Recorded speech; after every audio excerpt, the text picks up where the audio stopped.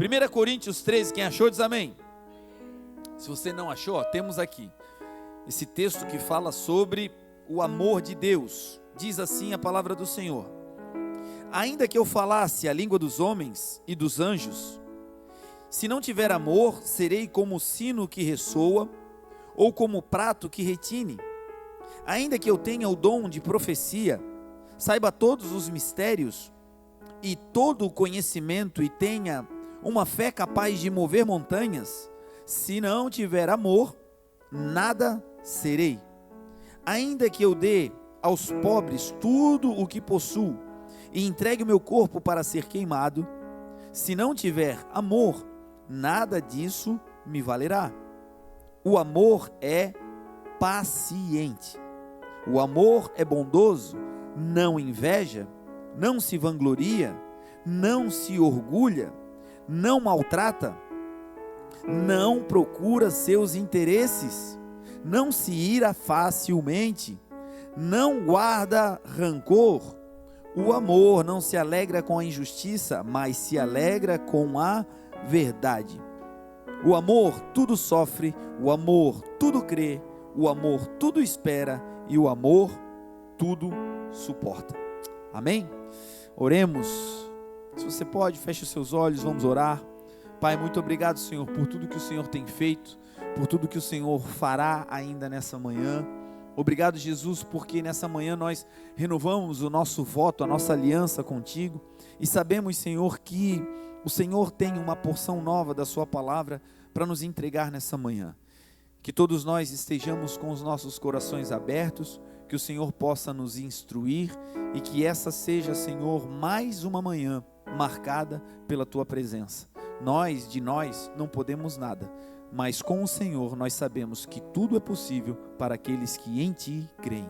Obrigado, Jesus, porque até aqui é o Senhor quem tem nos dado a vitória. Leva-nos, Senhor, para um ano extraordinário, cheio de milagres, e que assim seja, para a glória do teu nome, em nome de Jesus. Amém. Amém? Irmãos, no primeiro dia do ano, na virada, nós começamos a falar sobre o tema que nós estamos caminhando esse ano, que é a aliança. O texto da aliança, que norteia a nossa caminhada durante esse ano, é o texto de 2 Samuel, verso 23, capítulo 23, lá no verso 5, que diz que o Senhor fez uma aliança conosco. O Senhor vai abençoar os nossos descendentes, o Senhor assim o fará. Nós começamos falando sobre o que é uma aliança. A aliança, irmãos, é mais do que carregar um anel, no dedo. A aliança, ela é mais do que companhia. A aliança é mais do que um acordo. A aliança no original significa pacto. É um pacto que nós temos com Deus, é um pacto que nós estabelecemos com alguém. A aliança, ela é um relacionamento profundo com Deus e com as pessoas. Quando nós temos uma aliança com alguém, nós estamos dizendo que nós temos um pacto. E uma das marcas da aliança, uma das marcas do pacto que nós temos com Deus, é que a aliança é irrevogável. A aliança, uma vez feita, não pode ser desfeita. A aliança, uma vez que nós temos essa aliança com Deus ou com alguém, essa aliança não é apenas irrevogável, mas é inabalável. Nada do que possamos fazer exteriormente pode abalar, desestruturar uma aliança que de verdade é feita em Deus. E a aliança, que é o pacto que nós temos com Deus e que Deus fez conosco, ela é eterna. A aliança, ela é para além dessa vida. A aliança, ela é algo que vai para a eternidade. Quando nós falamos que a aliança é algo eterno, não significa dizer que o nível de relacionamento que temos aqui com alguém, por exemplo, o cônjuge, somos casados, temos aqui uma aliança, e essa aliança, ela é eterna, no sentido de que nós vamos aliançados para o céu, para a eternidade, e viveremos eternamente com o Senhor. O que não significa que esse nível de relacionamento, marido e mulher, lá no céu permaneça. Não é isso. Mas a aliança em Deus, ela não se quebra, ela não se rompe. A aliança em Deus deveria, pelo menos da nossa parte, ser algo eterno, algo que nós vamos carregar para a eternidade. Não no nível de relacionamento que temos, mas uma aliança onde Deus está e que nos levará então um dia para a eternidade. A aliança que nós temos com Deus, quando alguém se aliança com Deus, pelo menos 3 coisas extraordinárias começam a acontecer na vida dessa pessoa.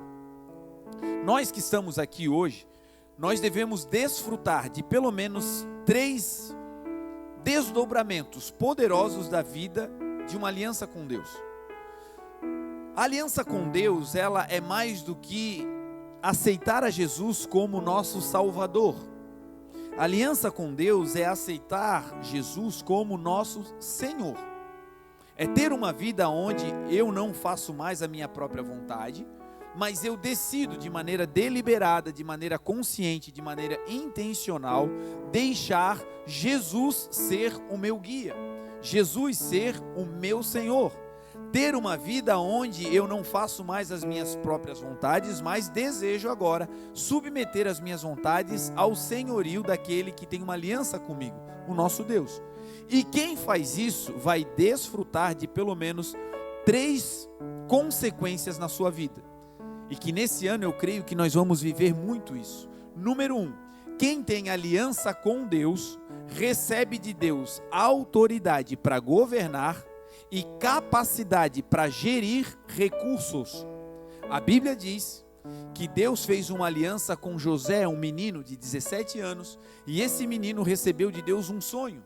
E o sonho de Deus para José é que José um dia fosse governador, que um dia ele fosse uma autoridade. O texto bíblico e a história bíblica, resumindo, diz que José compartilha o sonho com seus irmãos, as pessoas não creem nele, ele vai parar em uma cova, foi vendido, virou escravo, foi acusado no trabalho dele, foi parar na cadeia ficou lá durante muito tempo. Deus lá o usou para revelar sonhos, e um dia Faraó tem um sonho e então chama José.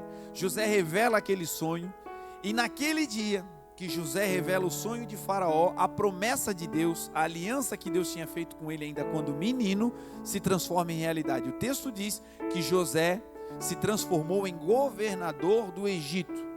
A maior nação da época foi governada por alguém que um dia decidiu levar a sério a aliança que Deus tinha feito com ele.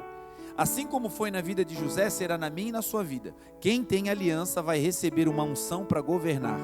Talvez não sejamos colocados em governo político, mas seremos governo na nossa casa, seremos governo da nossa própria vida, não seremos governados pelas notícias, pela economia global, pelas dificuldades de impostos ou cargas tributárias que roubam a paz de muitos, não. Nós teremos governo das nossas emoções, governo da nossa casa, sabendo que quem está sobre nós como fonte não é o governo, mas é Deus. O nosso Deus é a nossa rocha eterna e nele nós podemos confiar. Então esse vai ser sim de verdade um ano de governo, onde Deus nos colocará como cabeça e não como cauda.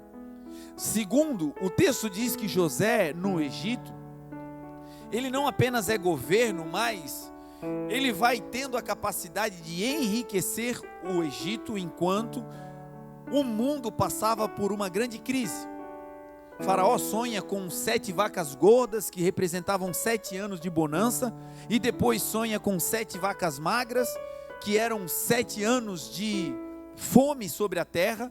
E no período de fome, no período das vacas magras, talvez você já escutou, né, essa expressão vacas magras e nem sabia que era bíblico, mas período de vacas magras significa período de escassez, período de caos, período de falta de condições de se nutrir. E era isso que estava acontecendo na nação do Egito. E o texto diz que durante os 7 anos de fome, Deus prosperou o Egito de uma maneira poderosa e abundante. Não apenas enriqueceu o Egito, mas tudo que foi dado de riqueza ao Egito nos 7 anos de dificuldades foi bem gerido por José.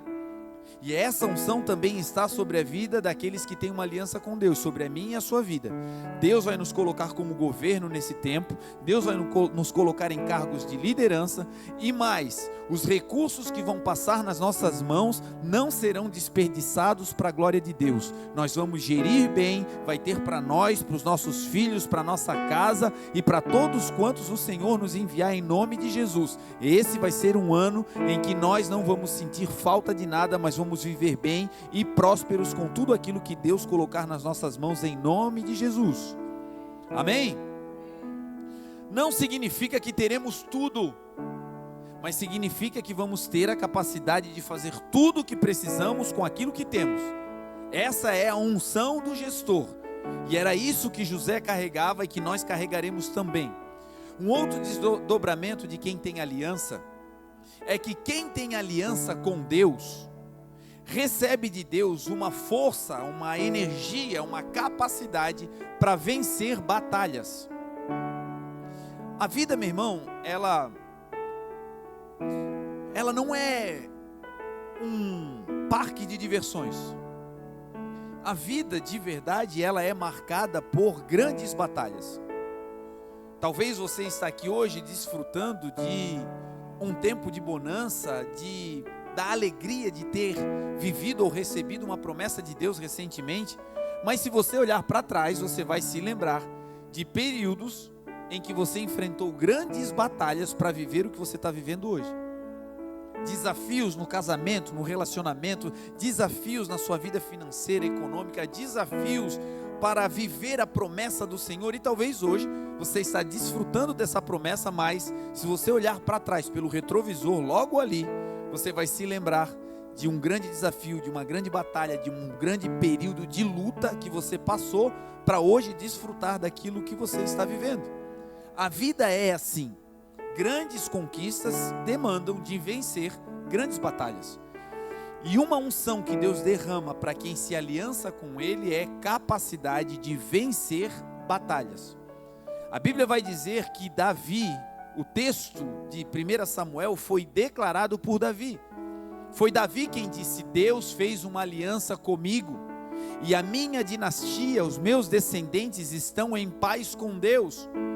O Senhor fará isso, o Senhor é aquele que vai cumprir essa promessa. Deus fez uma aliança com Davi. E Davi, no final da vida, quando declara exatamente isso, que Deus fez uma aliança, não apenas com ele, mas com toda a sua dinastia, a vida de Davi foi marcada por batalhas. Ele chega no final da vida dizendo: os meus descendentes vão viver em paz, porque Deus fez uma aliança comigo, e a minha dinastia vai desfrutar dessa aliança que eu fiz com o Senhor. Conosco, irmãos, também será assim. Nós decidimos ter uma aliança com Deus, e os nossos filhos, irmãos, parentes, também vão começar a desfrutar da bondade de Deus por conta da aliança que nós decidimos fazer com o Senhor. A nossa casa será alcançada, os nossos filhos serão abençoados. Quem é de Deus, o maligno não lhe toca. O Senhor acampa os seus anjos ao redor daqueles que temem ao Senhor, para nos guardar e nos livrar. A palavra do Senhor garante que Deus é aquele que cuida do nosso levantar e do nosso deitar.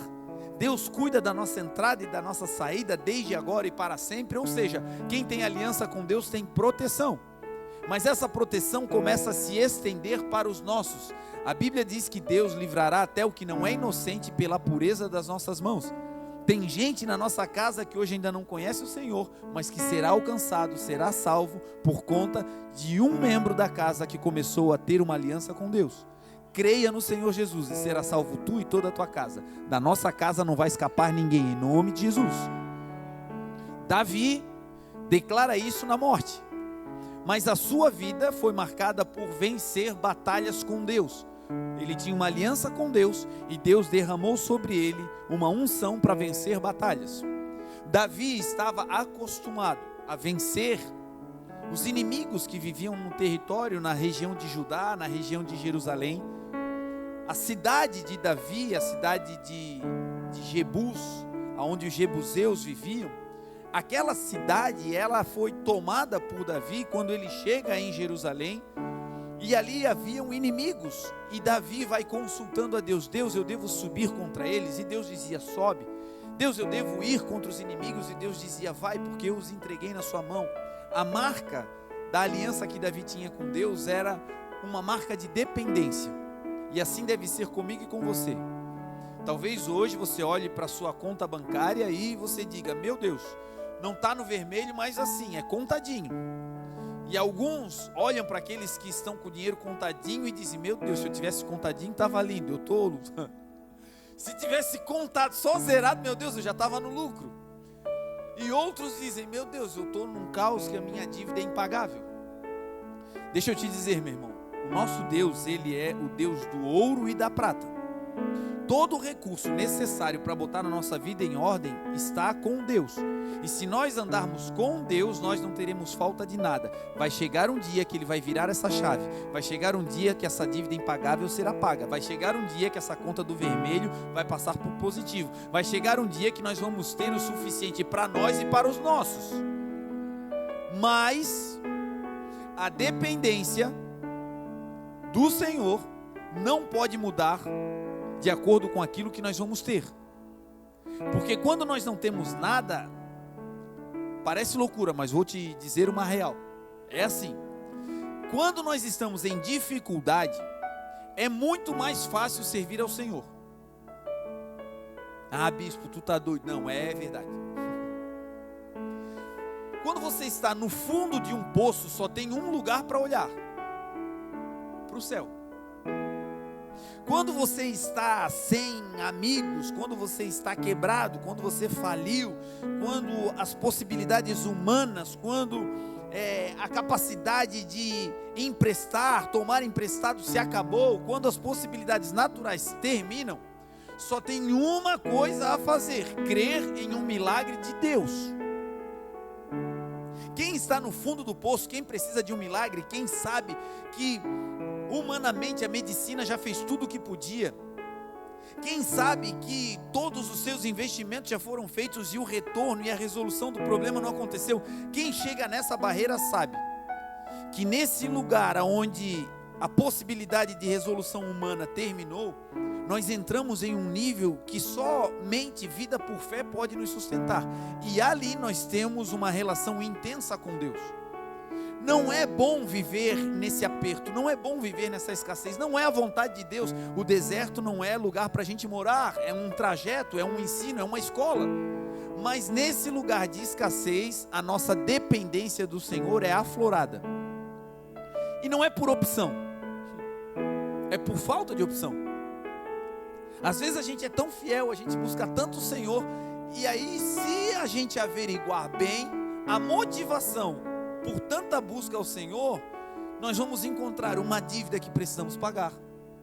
Nós vamos encontrar uma dor física que maltrata o nosso corpo. Nós vamos encontrar uma debilidade mental e uma dependência de ser livre de uma depressão, de uma ansiedade.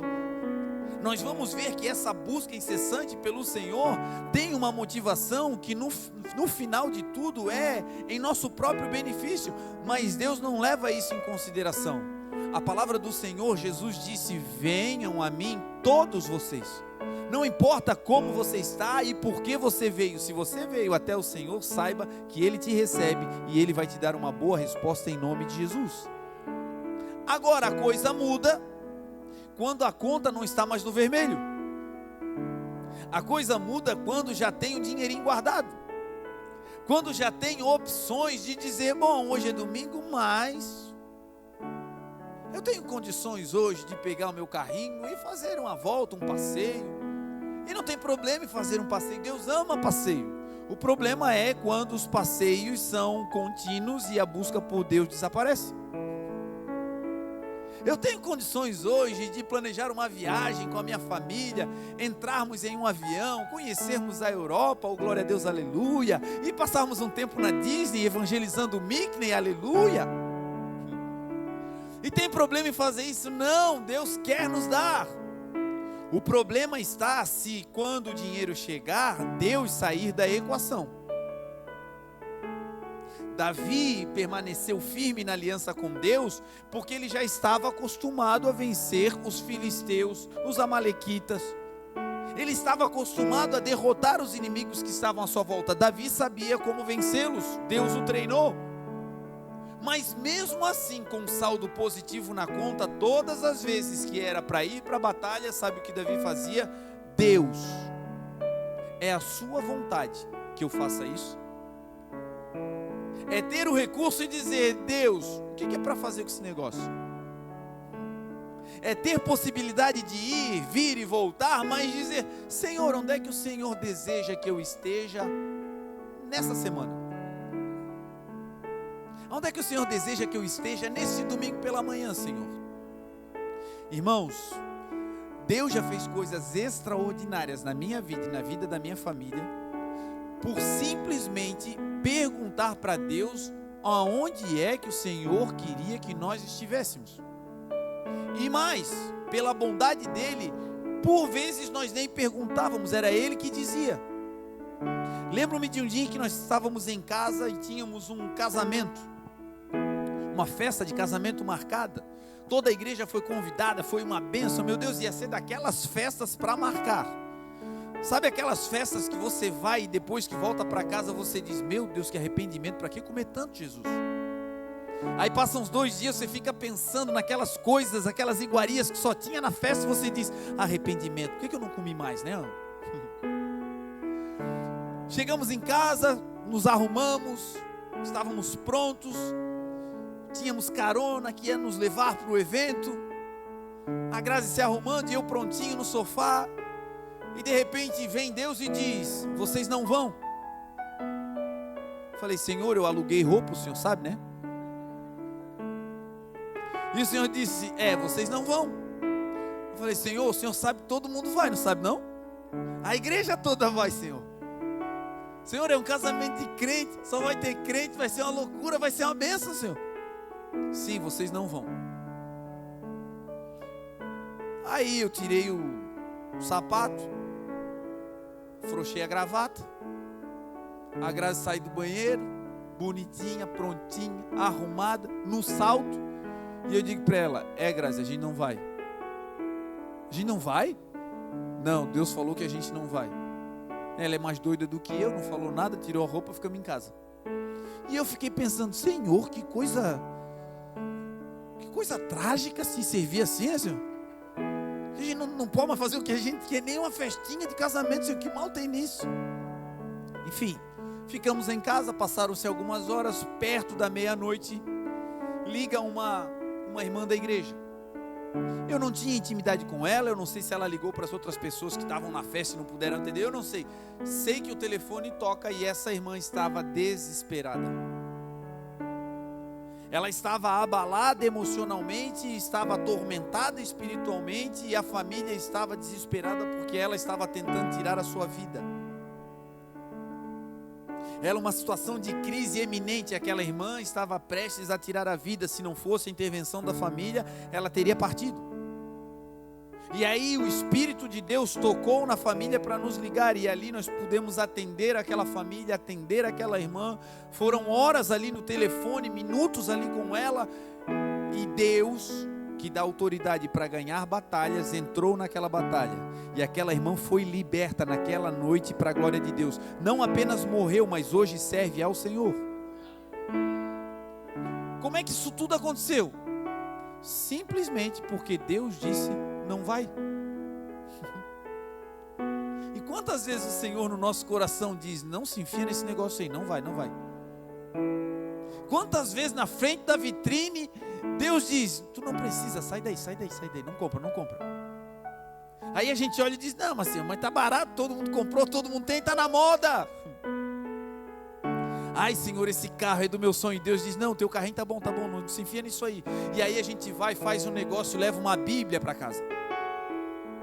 Mas não é a Bíblia normal, é a Bíblia do boleto. 170 vezes para pagar, dizendo, meu Deus, que arrependimento. Mas lá no fundo a gente sabe que o Senhor estava dando uma palavra dizendo, não faça. Davi viveu coisas extraordinárias, simplesmente por todas as vezes que Deus dava uma direção, ele cumprir aquela direção. Me lembro de um outro dia, recentemente agora, no ano passado, agora já é 26, né? No outro ano, em que eu estava em casa, estava dormindo, era domingo de manhã, e eu propus no meu coração: bom, domingo de manhã, nós ainda não tínhamos culto pela manhã aqui na igreja, e eu botei no meu coração: bom, eu vou descansar.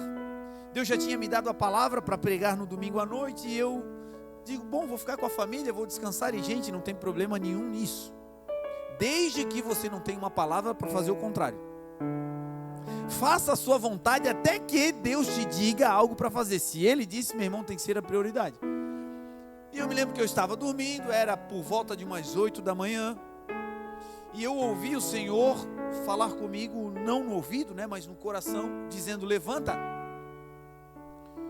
E quando Ele disse levanta, eu me despertei, abri os olhos, e aquela voz do Senhor, o comando do Senhor, quando Deus fala algo, irmãos, no nosso coração, a palavra de Deus nunca é: se você quiser, talvez, olha, você tem a possibilidade. Não, quando Deus fala, a voz de Deus é diretiva, a voz de Deus é reta, a voz de Deus, ela é majoritária.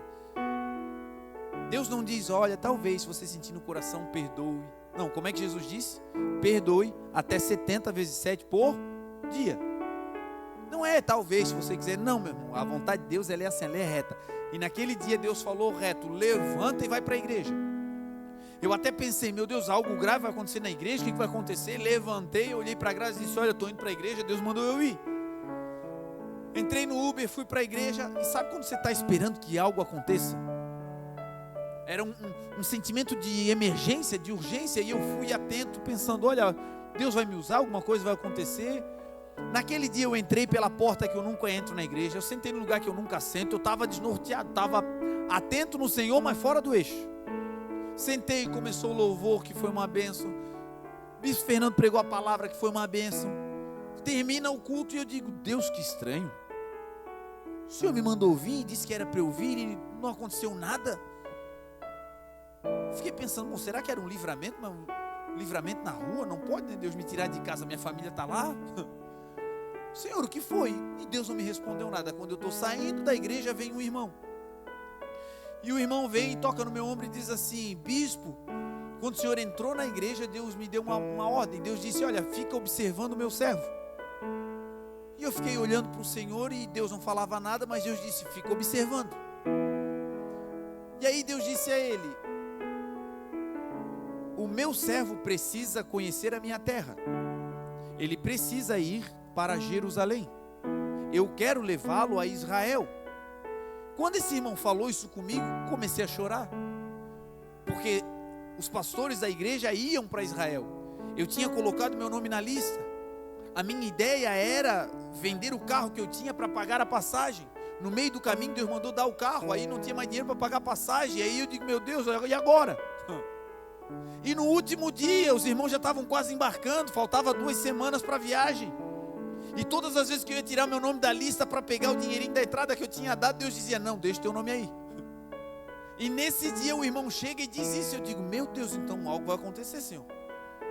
Foi uma palavra de Deus, aquilo já aqueceu meu coração, como Deus dizendo: você vai? E eu já estava feliz. Quando eu estou saindo, o irmão diz: não, espera, bispo, Deus não apenas me disse que o Senhor vai, mas Deus me deu uma instrução dizendo que eu vou ser aquele que vou enviar o Senhor pagando as passagens. A partir de hoje o Senhor está garantido, eu vou dar as passagens e o Senhor vai pisar em Israel. Irmão, 2 semanas depois, nós estávamos embarcando para ir para Israel. Sabe quantos dólares eu tinha no dia do embarque? Isso mesmo,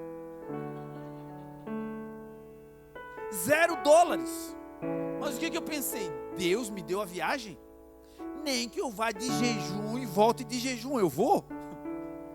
O Deus que deu as passagens, eu vou tomando água, eu vou junto com os irmãos. Sempre tem um irmão que se compadece, a gente encosta do lado e faz aquela cara de cachorro magro, ele está comendo, um pedacinho vai me dar e nós vamos para frente. Eu prego aqui domingo à noite e o embarque era na segunda, né? Sei que era um dia depois do culto, estamos voltando para casa. E quando a gente está voltando para casa, o embarque era na madrugada. O irmão que deu as passagens me liga, dizendo: bispo, o senhor pode vir aqui na minha casa? Eu pensei: será que esse cara desistiu? Que a gente tem fé, né? A gente é assim. Os discípulos não viram Jesus andando sobre as águas para vir salvá-los? Não viu? Os discípulos, no meio da tempestade, viram Jesus vindo sobre as águas. O que eles pensaram? Meu Deus, que bênção, é Jesus. Foi isso? Não, meu Deus, é um fantasma.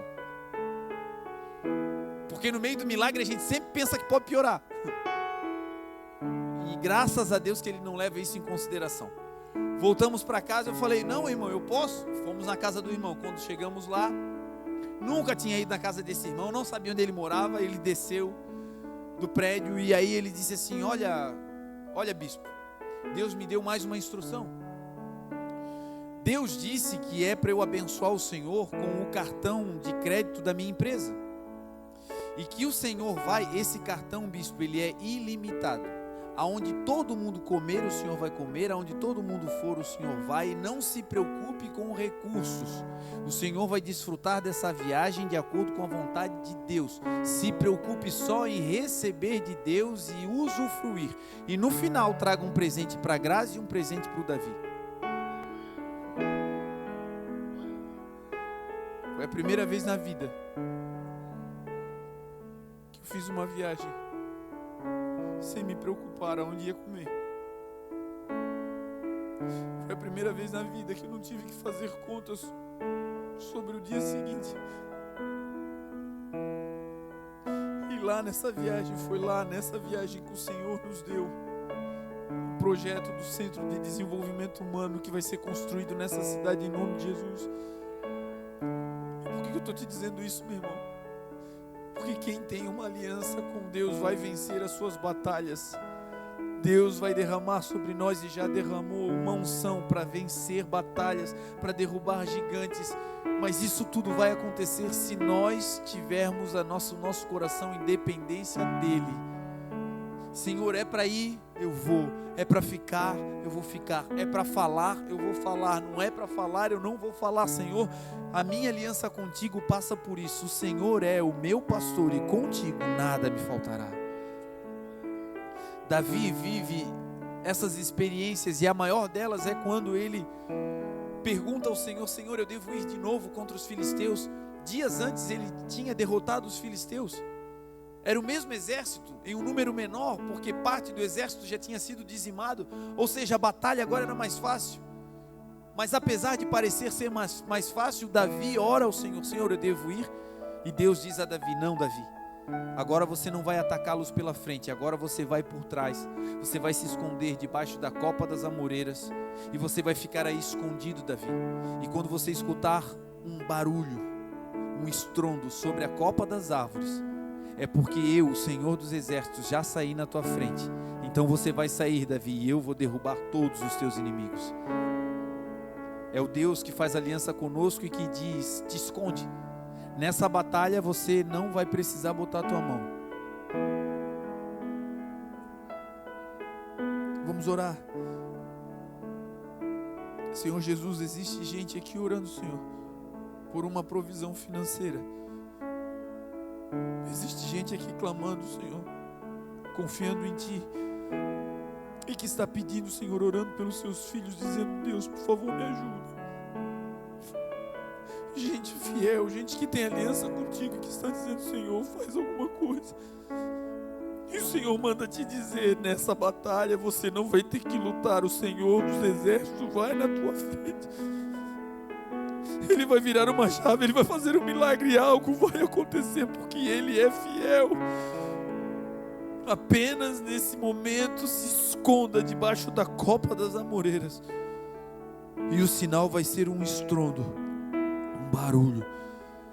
O sinal vai ser uma ligação, uma chamada, e quando vier você vai, porque o Senhor já foi na tua frente. Em nome de Jesus. Amém. Esse é o Deus que nós servimos, irmãos. Quem tem aliança com Deus, um outro desdobramento dessa aliança é que Deus, Ele preserva o valor daqueles que se aliançam com Ele. Por vezes nós passamos por coisas que parece que nós perdemos o valor de outrora. Às vezes nós somos submetidos a situações tão difíceis de escassez, de falta de reconhecimento, de problemas emocionais, que parece que o nosso valor foi alterado, que nós perdemos valor por conta daquilo que estamos passando. Quando estamos endividados, parece que nós somos a dívida. Quando estamos doentes, parece que nós somos a doença. Quando fomos abandonados ou traídos, parece que nós somos o abandono, a traição, e não. Uma das coisas que o inimigo usa para confundir quem tem uma aliança com ele, com Deus, é tentar botar no nosso coração, colocar em nós o rótulo de que nós perdemos o nosso valor por conta do problema que estamos passando. E isso é um engano, meu irmão. Uma das coisas que Deus garante é que quando nós fazemos uma aliança com Ele, quando nós aceitamos a aliança dEle conosco, aconteça o que acontecer, passe o que passe, o valor que nós temos para Deus é imutável. Nós não perdemos o valor por conta das circunstâncias que estamos passando. E isso precisa ficar claro no nosso coração. Porque é através disso, dessa consciência de quem somos, que Deus vai poder nos levantar e usar. A Bíblia conta a história que Jesus falou sobre uma aliança. Jesus um dia, ele começa a conversar com os seus discípulos e ele está no meio dos fariseus.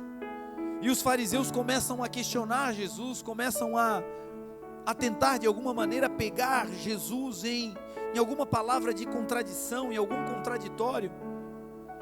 Então Jesus começa a contar uma sequência de parábolas. Jesus começa a dizer: quem é o homem que, tendo um rebanho com 100 ovelhas, e uma dessas ovelhas se perde, esse homem então deixa as 99 e vai em busca dessa ovelha que se perdeu. E ele vai e busca e procura essa ovelha até encontrá-la. E quando esse homem encontra essa ovelha, ele se alegra, coloca a ovelha nos ombros e faz o caminho de volta. E quando chega em casa, ele dá uma festa e chama os seus amigos e vizinhos para celebrar, porque a ovelha perdida foi encontrada. Jesus vai dizer que o reino dele é como uma mulher que está em casa e perde uma dracma, uma moeda de prata. É como se um valor tivesse sido perdido dentro de casa. E essa mulher tem 10 dracmas e uma delas se perdeu, uma das moedas de prata se perde dentro de casa e ela dá falta dessa moeda. Então, quando esse valor está perdido, ela decide procurar. E a primeira coisa que ela faz para procurar é que ela acende uma lâmpada. Quando algo se perde, nós precisamos colocar a luz. E a luz é Jesus. Jesus é a luz do mundo. Se tem algo, algum valor que se perdeu dentro de nós, para que esse valor seja encontrado, a primeira coisa necessária é acender a luz. E a luz que nós podemos acender é a palavra de Deus. A palavra de Deus é lâmpada para os nossos pés e ela é luz para o nosso caminho. Então, quando eu acendo a palavra, quando eu leio a palavra, eu me lembro de quem eu sou e não de quem o mundo diz que eu sou.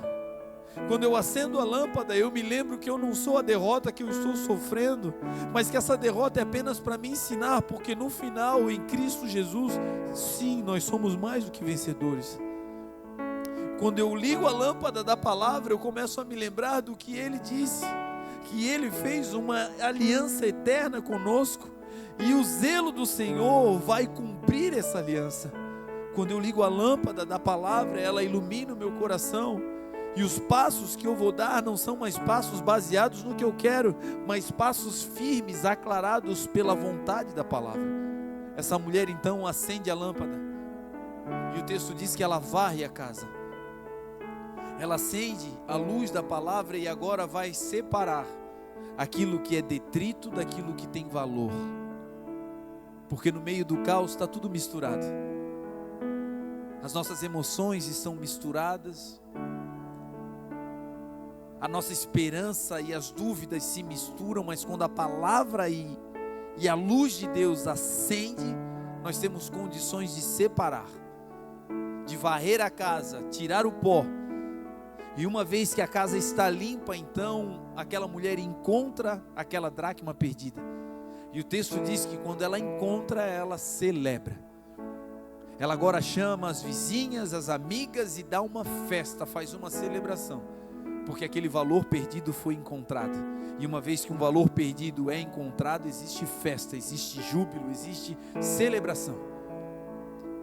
Jesus estava falando sobre pessoas que têm uma aliança com Deus e que, apesar de perder um valor, o valor que ela perdeu não está perdido de fato, apenas não foi encontrado ainda.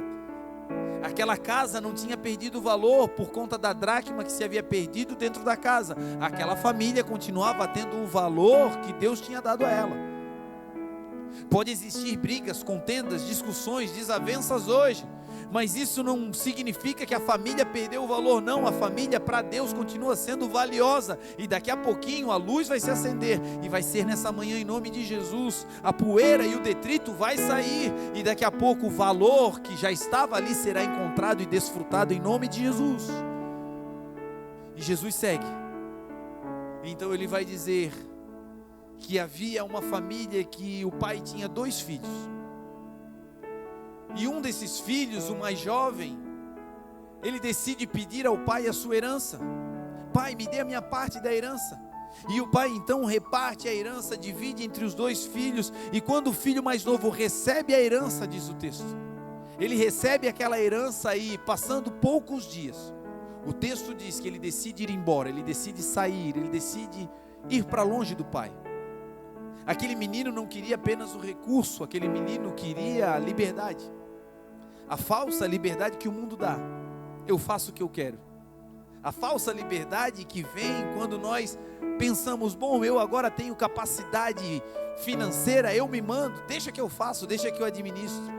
E esse menino pega tudo e vai embora. E o texto diz que ele gasta tudo. Lembra que quem tem aliança com Deus recebe de Deus capacidade para gerar e administrar bem os recursos? Lembra o que José fez? Governo e capacidade de gerir recursos. Quando nós quebramos a aliança, sabe qual é a primeira coisa que acontece? Essa capacidade de gerir os recursos some. Existem casas que parece que tem um dragão dentro do celeiro. Faz compra hoje, amanhã termina. Meu Deus, que loucura. Recebe o salário hoje, não dá 3 dias, está tendo que pedir dinheiro emprestado. Meu Deus, parece que um saco sem fundo. A Bíblia diz que na casa do sábio, quem é sábio? Quem tem aliança com Deus. Na casa do sábio existe reserva de azeite e de alimento. Azeite é unção e alimento é comida. Deus está dizendo, se você tiver uma aliança comigo, eu vou te dar sabedoria, e não vai faltar unção, poder de Deus na tua casa, e nem provisão para ti e para os teus. Agora esse menino quebra a aliança e perde a capacidade de gerir os recursos. Por quê? Porque está longe do pai, e ele vai embora. O texto diz que ele gasta tudo, dissolutamente. Quando ele perde tudo e não tem mais recurso, vem uma fome no lugar. E nesse lugar de fome, ele olha para o lado e não consegue ajuda, então ele se associa, ele faz uma aliança com alguém da terra. Ele faz uma aliança com alguém que o pai não mandou fazer. Ele faz uma aliança para substituir a aliança que ele tinha com o pai, que representava Deus. E quantas vezes é assim conosco? Quebramos a aliança com Deus e determinamos fazer uma aliança agora na terra para substituir a aliança com o pai. Não preciso mais de Deus, a minha aliança agora é com o meu trabalho. Mergulha de cabeça no trabalho. E ganha o mundo, mas perde a paz. E ganha o mundo e perde os filhos. E ganha o mundo e perde o casamento. Porque substituiu a aliança com o pai com a aliança com o trabalho. E não existe ninguém, meu irmão, que possa ser substituído, ou que possa entrar. Não existe nada, nem ninguém que possa entrar no lugar de Deus para substituí-lo na aliança que ele tem conosco.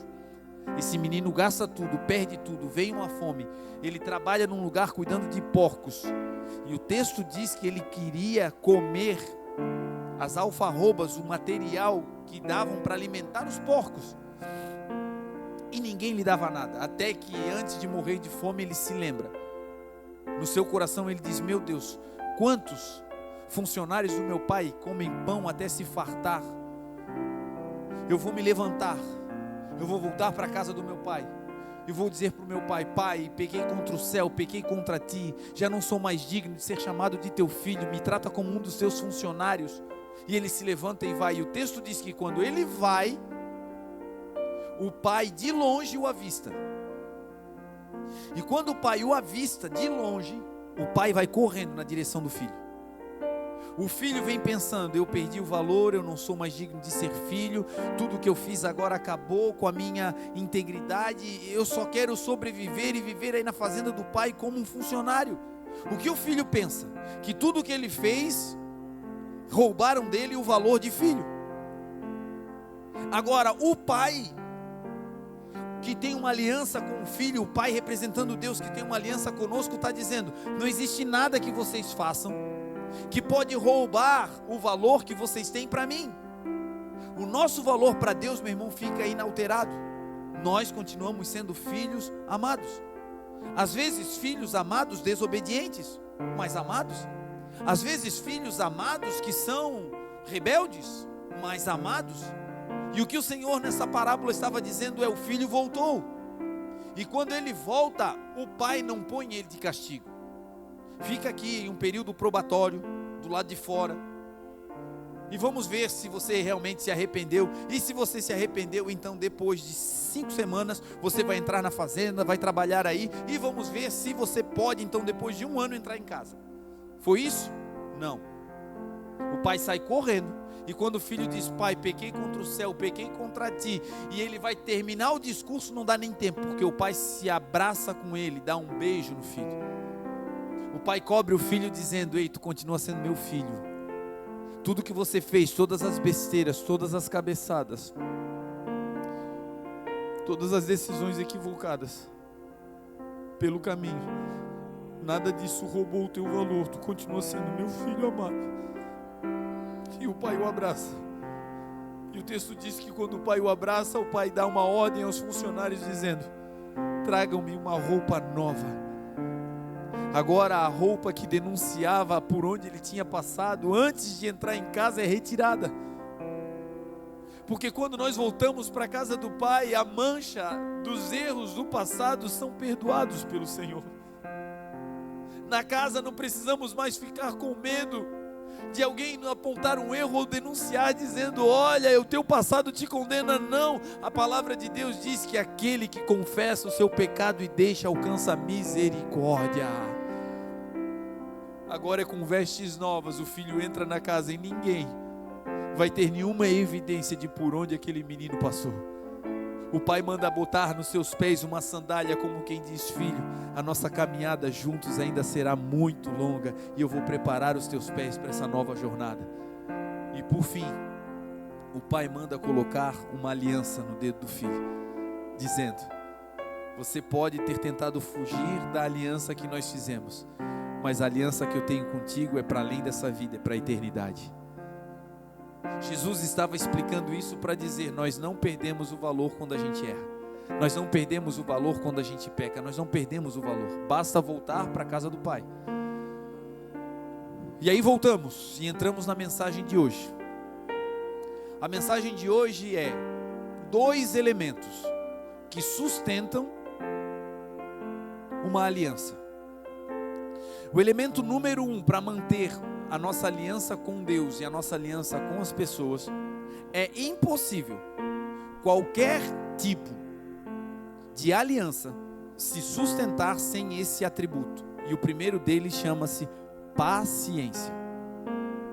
É impossível, meu irmão, manter a aliança de um casamento, manter uma aliança ministerial, manter uma aliança com Deus, se não houver na estrutura dessa aliança, na base dessa aliança, esse ingrediente: paciência. A palavra paciência no grego, no original, é opomeu. Opomeu significa aguentar. Paciência no original significa aguentar calmamente e corajosamente os maus tratos. Paciência não é, ai meu Deus, tem que suportar. Isso chama-se tolerância. Paciência não é aguentar de maneira passiva a tragédia que está acontecendo. Paciência bíblica, que sustenta uma relação, é aguentar corajosamente e calmamente os maus tratos que sofremos na aliança.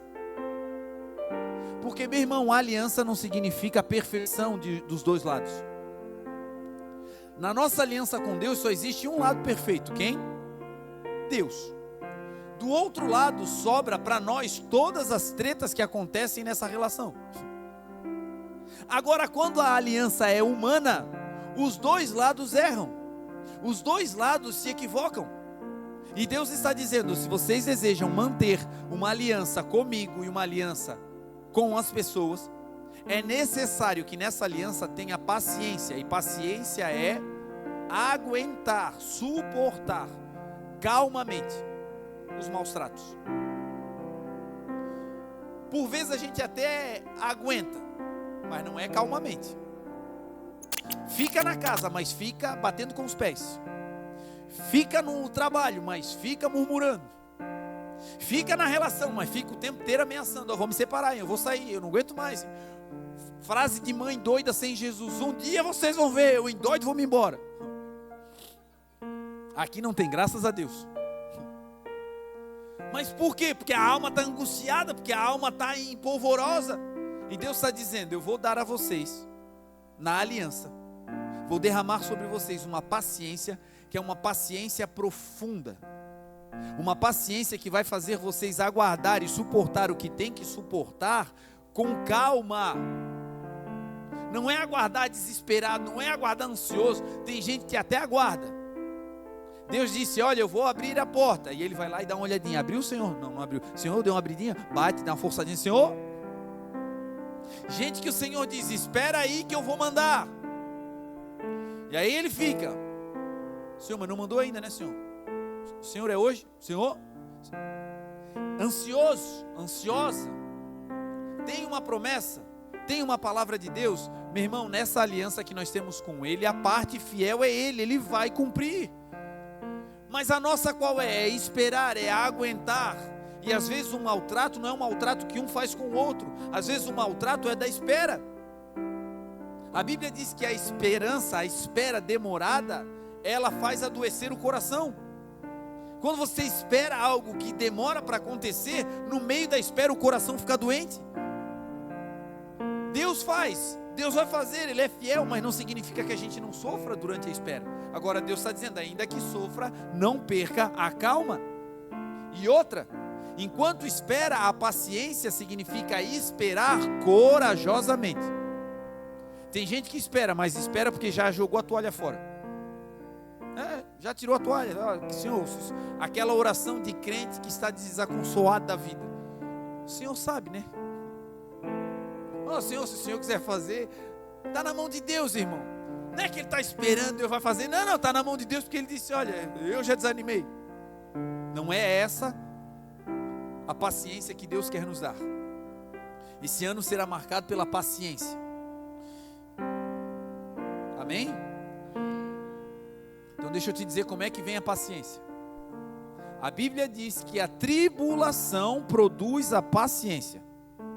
Pegou aí não? Você está orando por paciência, Senhor, preciso ser mais paciente, Senhor, preciso ser mais paciente. Não ora por isso em nome de Jesus. Porque como é que a paciência vem? Paciência não é um comprimido que Deus nos dá, a gente toma e de um dia para o outro a gente vira um ursinho. Ai meu Deus, que calmo que eu fiquei. Não é isso.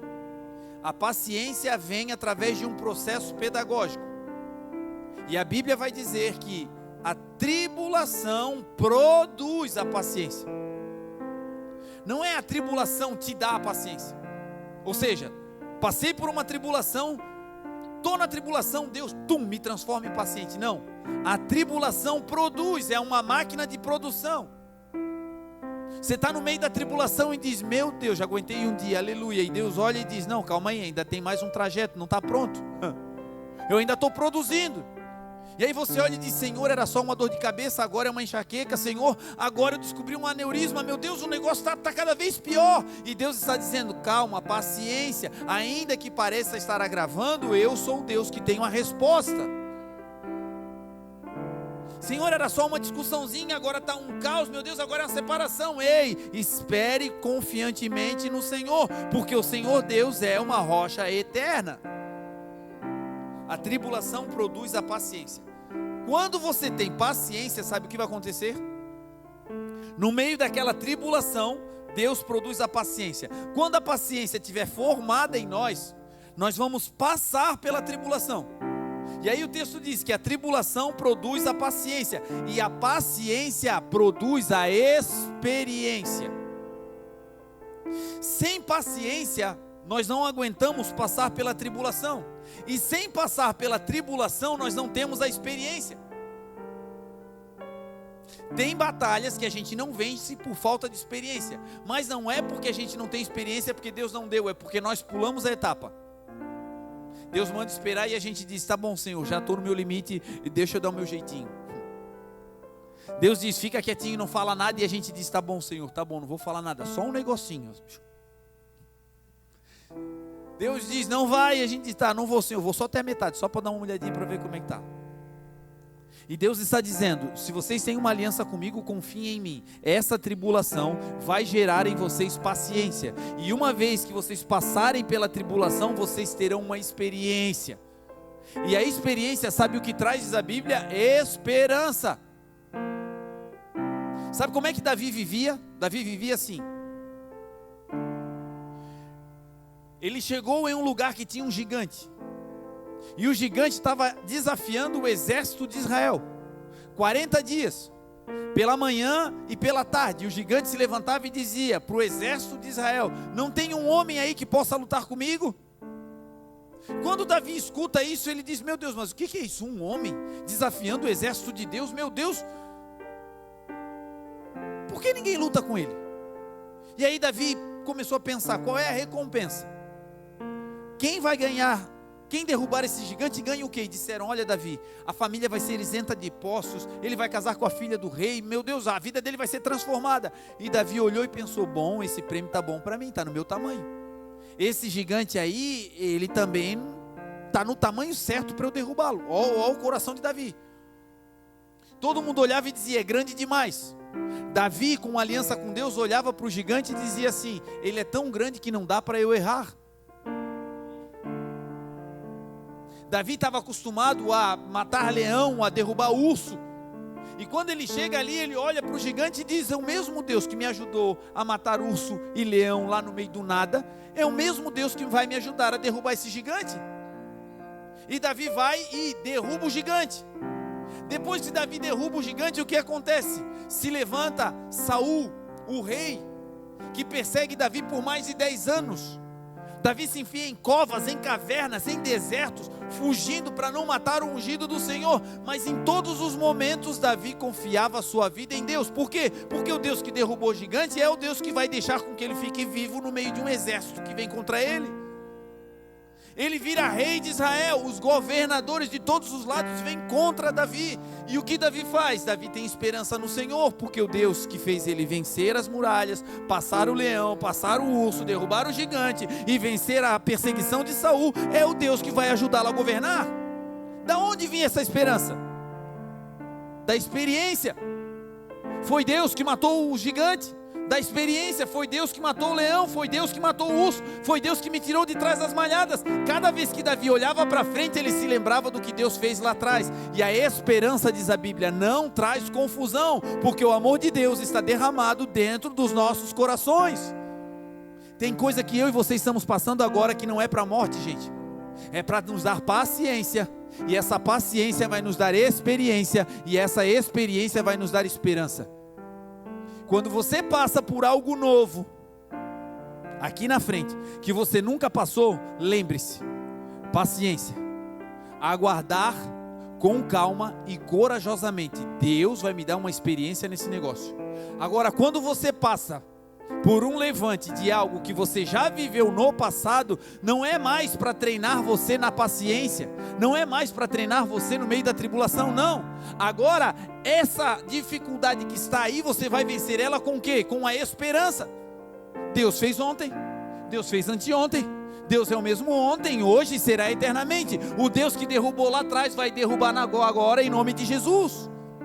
Uma vida por experiência que vai te dando esperança.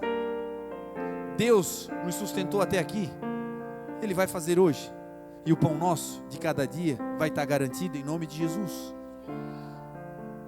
Paciência, um atributo fundamental para viver a vida com Deus. Para finalizar o tema da paciência, quando você vai ler a Bíblia, você vai chegar no segundo livro, Êxodo, e quando você chegar ali, leia com atenção, você vai ver um trajeto especial de pelo menos 7 episódios, quando Deus tira o povo de Israel do Egito. O povo de Israel vivia escravo no Egito por 430 anos. Deus tinha feito uma aliança com eles. Deus prometeu que um dia os tiraria dali. Deus disse para José do Egito, aquele que governou tudo: um dia eu vou visitar vocês e vou tirar vocês dessa escravidão. E José disse: quando isso acontecer, lembrem-se de mim e levem os meus ossos juntos, não me deixem aí, porque Deus prometeu que um dia vai visitar a nossa nação, e o Deus de aliança é um Deus que cumpre a sua palavra. 430 anos se passam.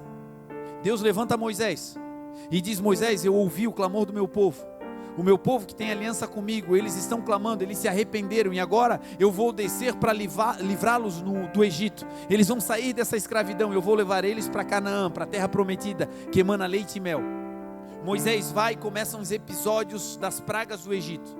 O último episódio é quando Deus vai visitar a nação do Egito com um anjo destruidor que vai matar os primogênitos do Egito. Ali Deus institui a Páscoa, manda as famílias de Israel se reunirem e matarem um cordeiro, e com o sangue do cordeiro passar na verga das portas, para marcar que aquela casa era a casa de alguém que tinha aliança com Deus. E quando o povo de Israel estava fazendo essa janta, essa ceia, o texto diz que Deus mandou eles fazerem essa última ceia no Egito, antes da libertação, com um cajado na mão. Cajado significa autoridade. Peguem a autoridade que eu dei a vocês, ainda que agora vocês sejam escravos, mas não se esqueçam, vocês são meus filhos e não perderam o valor, e o meu povo tem autoridade. Leva o cajado na mão. Vocês farão isso com os lombos cingidos. Os hebreus, os judeus usavam uma saia, até hoje é assim. E para correr, para ir para a guerra, eles tinham que pegar essa saia e dar um nó, cingir os lombos para poder correr. Deus estava dizendo: eu vou tirar vocês daí, e o que eu vou fazer vai ser tão rápido que vocês vão precisar estar prontos para correr em direção à liberdade. Até agora vocês não precisaram correr, mas agora vocês vão precisar. Eu vou acelerar o tempo. Meu irmão, Deus vai fazer coisas na nossa vida nesse ano, que são coisas que Ele prometeu há muito tempo atrás, e vai acontecer assim, e quando acontecer a gente vai dizer: uau, que rápido. Nós como igreja estamos vivendo isso. Coisas que nós levávamos um mês inteiro para fazer, Deus está fazendo em um dia. Deus está fazendo em um dia. Em um dia Deus está fazendo o que levava um mês inteiro, às vezes 2 meses para fazer. Porque Deus é fiel. E essa unção não está sobre o CNPJ da igreja, essa unção está sobre nós, membros dessa igreja, povo dessa igreja. Vocês vão colocar sandália nos pés naquela ceia, e vocês vão comer essa ceia às pressas, porque o Senhor vai libertar vocês, disse Moisés. O povo faz a ceia, e no meio da noite o anjo destruidor passa. Do lado de fora havia morte, mas na casa onde tinha a marca do sangue, onde tinha aliança, naquela casa não tinha apenas vida, mas tinha vida, festa e celebração. O povo estava fazendo a ceia enquanto a destruição acontecia do lado de fora. Quando Deus passa, agora os egípcios dizem: vão embora. O povo de Israel não precisou lutar para ser liberto. O povo de Israel não precisou de uma outra nação vindo e levando o governante embora para poder ser livre. Não, o povo de Israel, a Bíblia diz que Deus livrou o povo de Israel da escravidão com mão poderosa e braço forte. Não foi homens que foram salvar o povo de Israel, foi Deus quem fez. Eles mandaram o povo de Israel embora, mas Deus disse: antes de irem embora, vocês vão pedir aos egípcios ouro, prata e vestes preciosas. Ouro, prata e vestes preciosas, vocês vão pedir, porque isso é os despojos da guerra. Percebam, o povo de Israel não teve que lutar. Lembra que Deus disse hoje aqui para nós na oração: tem batalhas que vocês não vão ter que lutar, vocês vão escutar só o barulho.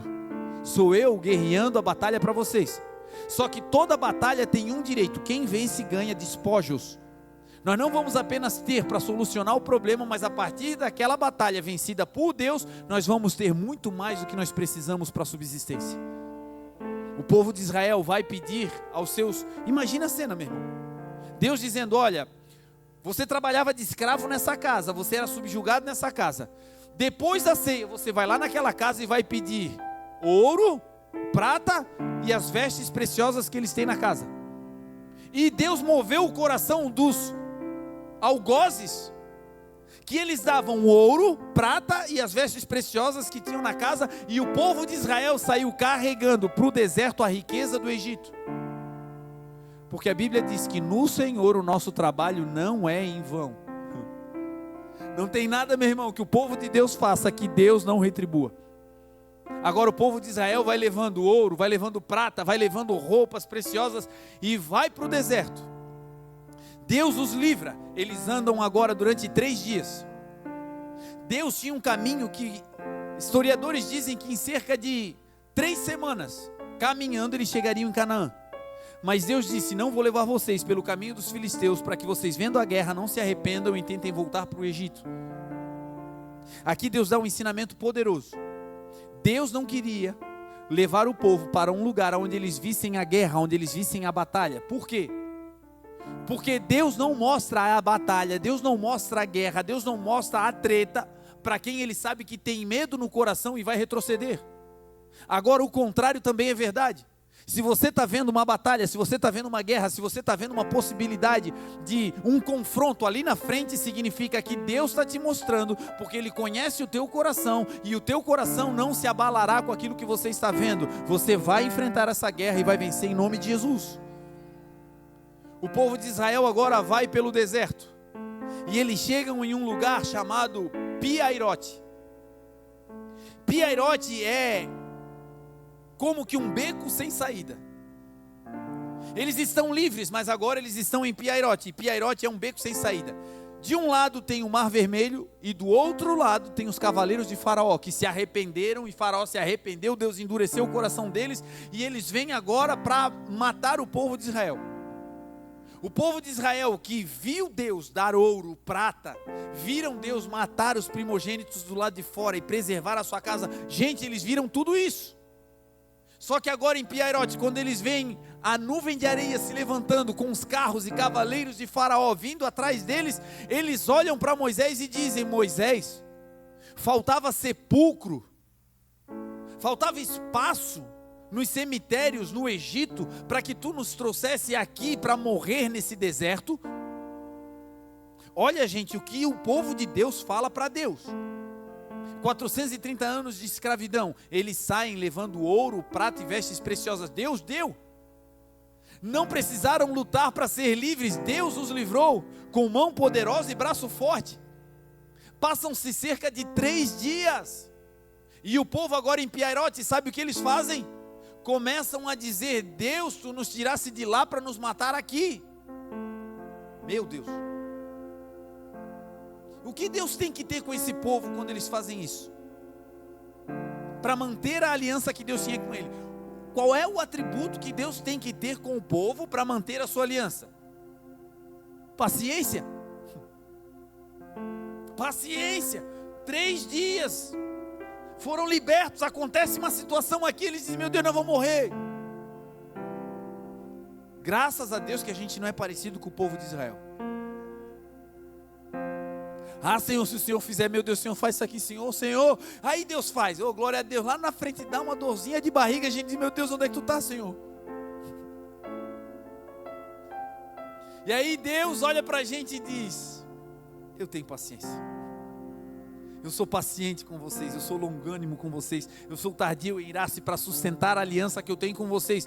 Aí Deus paciente fala com Moisés, Moisés, por que tu clamas a mim, Moisés?